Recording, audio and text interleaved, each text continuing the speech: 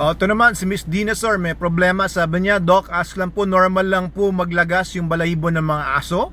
Yung alaga kong AB. Ano kaya yung AB? American Bully, American Bulldog, Abnormal. Sino? Yun yung AB.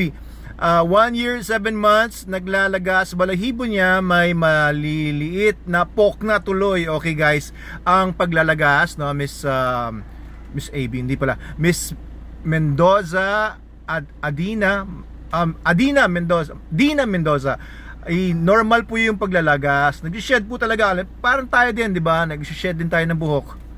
Ano pala, minsan nagkakaroon ng hair fall, pero po ganun sa mga aso, mas marami kasi silang balahibo, kaya normal po may makikita kayo talagang mga balahibo, pakalat-kalat dyan sa paligid. Alam niyo yon, normal yan, nagpapalit ng bago yung mga hairs, minsan nabubunot, minsan nakakamo, tapos nalalagas. Normal po yon, pero kapag ka po may mga poknat na, hindi na po normal yon. Okay, it's either may nutritional deficiency, kulang sa nutrition yung aso ninyo, kaya po nagpopoknat-poknat na, or merong paglalagas ng sobra-sobra. Pangalawa, pwedeng may parasites po yan. Pwedeng yung parasites ay nagkokos na magkasugat-sugat yung balat niya, nagbobore or nagbubutas, nagtatunnel-tunnel na yung mga parasites na mga maliliit, yung mga mites, Sarcoptes man yan or Demodicosis, nagtatunnel-tunnel sila, meron na silang tunnel system doon sa loob ng balat ng aso ninyo. Pwedeng mangyari yan. Pwede rin po na meron mga hormonal imbalance or metabolic imbalance yung aso ninyo. It could be that, and the-diagnose lang yan by your veterinarian using specific tests. Pwede rin naman po na meron ding mga ibang mga issues, yung pagkakawala ng hair, or tawag dyan sa scientific terms is alopecia. Yung alopecia, maaari pong mawala po yung balahibo ng aso ninyo certain areas lang.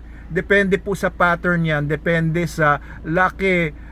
Marami pong iba-ibang mga reasons yan, causes yan. Pwede rin pong fungus, pwedeng hotspot yan kung medyo mamasa-masa po yung poknat, at alam niyo, nagtutubig, pwedeng yan, hotspot yan, caused by bacteria dahil sa nababasa yung aso ninyo.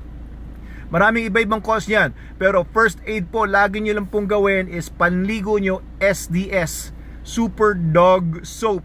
SDS, gamitin nyo po yung black or yung red. Tignan nyo po dito sa TikTok ko, meron po tayong TikTok shop dyan. Meron din po tayo dito sa lounge.metaanimals.org. Pumunta po kayo sa menu pagka member na kayo sa lounge. Meron po doon products, at makikita nyo doon yung Super Dog Soap.